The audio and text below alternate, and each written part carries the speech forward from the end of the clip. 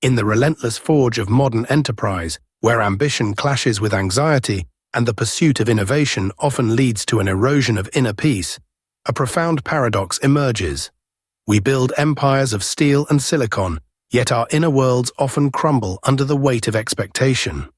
The entrepreneur, a modern-day titan, stands at the precipice of both immense creation and potential self-destruction.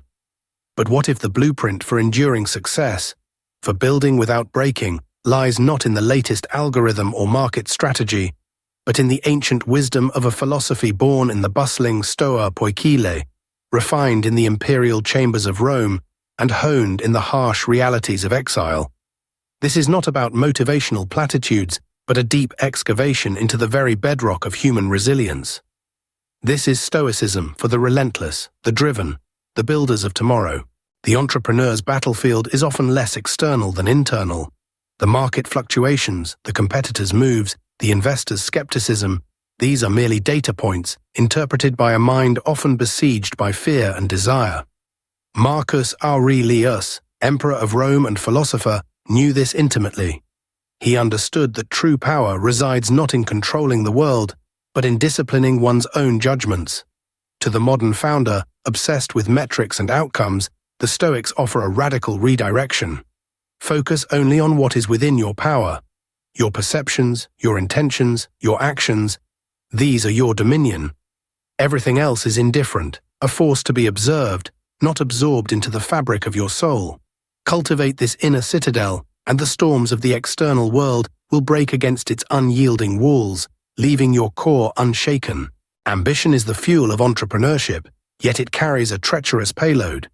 The attachment to outcomes, the yearning for success, for validation, for the triumphant exit can become a chain, binding the entrepreneur to external fortune. Seneca, the Roman statesman and philosopher, understood the perils of unchecked ambition, having himself navigated the treacherous currents of imperial court life. He would urge us to strive with all our might, to pursue our ventures with diligence and skill, but to simultaneously cultivate a profound indifference to the results. Our efforts are ours. The universe's response is not. True failure, in the Stoic view, is not the collapse of a venture, but the collapse of character, the abandonment of virtue in the pursuit of external gain. Success then becomes a pleasant bonus, not a make-or-break validation of our worth. In an age where digital likes quantify perceived worth and followers are mistaken for community, the entrepreneur is constantly tempted by the siren call of external validation. Epictetus, the former slave who became a profound teacher, would see this modern affliction as a stark example of giving away one's freedom. He would remind us that our reputation, our public image, the applause of the crowd, are all externals, things not within our control. To base our self-esteem on these fickle judgments is to become a slave to opinion. The Stoic entrepreneur builds for purpose, for impact, for the exercise of skill, not for the ephemeral gratification of a trending hashtag. The true judge of our work, and indeed our character, resides within in the integrity of our intentions and the consistency of our actions. The path of entrepreneurship is paved with rejection, setbacks, and moments of profound uncertainty. It is a crucible that demands resilience.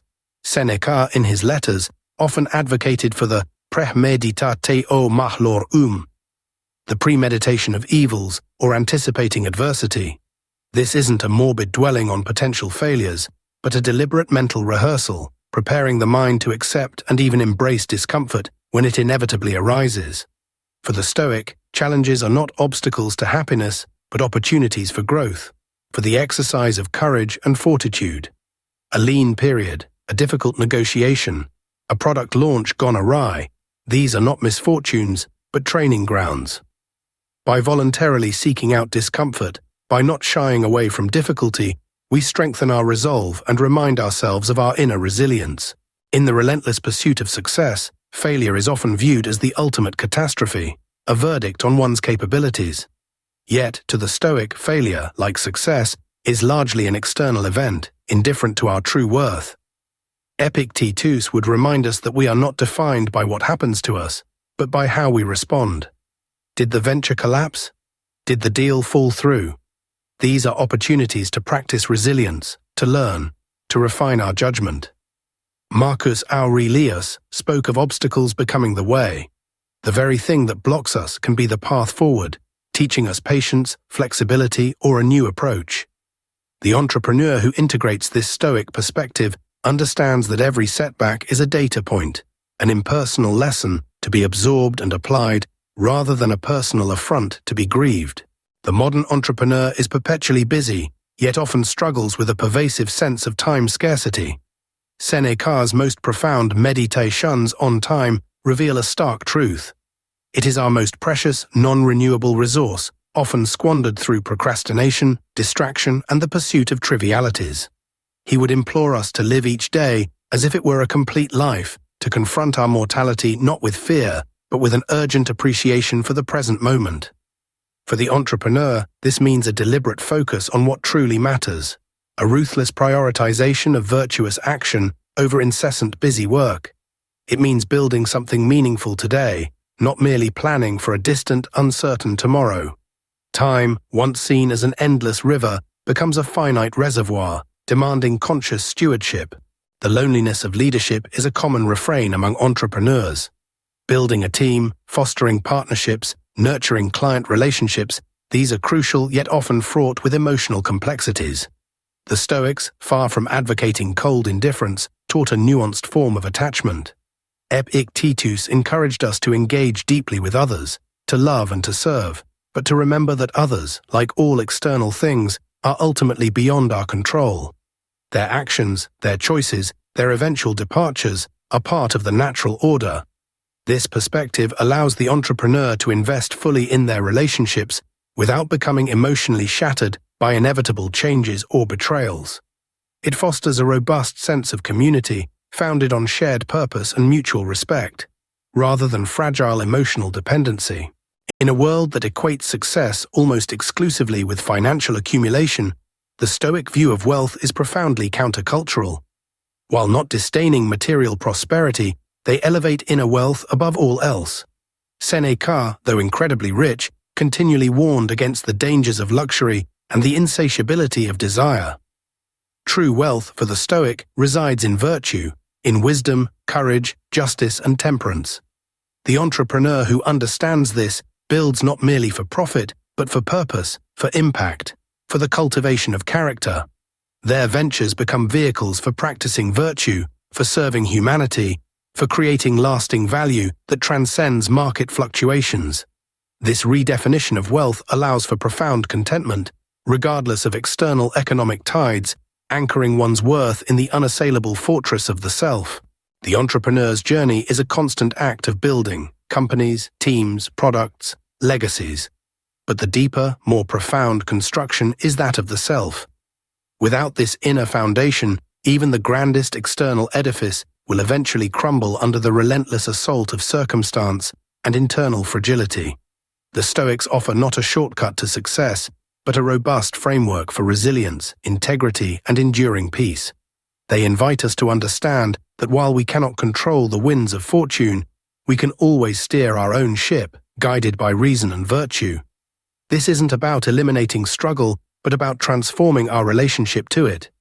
It's about building a life and a business that is not only profitable but profoundly meaningful, a testament to the power of a mind disciplined, a will aligned with nature, and a spirit unbowed by the fleeting judgments of the world. This is the ultimate entrepreneurship, the mastery of the self for the benefit of all.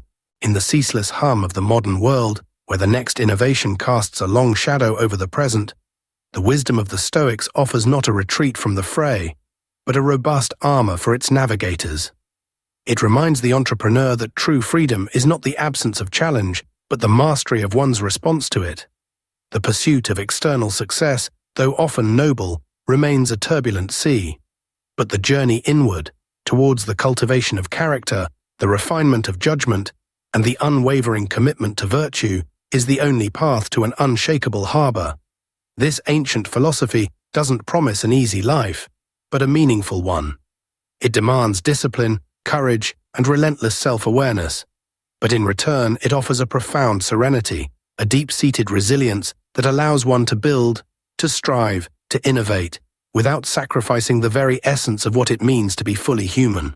To build without breaking is not merely a business strategy, it is a philosophy of life, forged in the fires of antiquity and remarkably pertinent to the burning questions of our present age.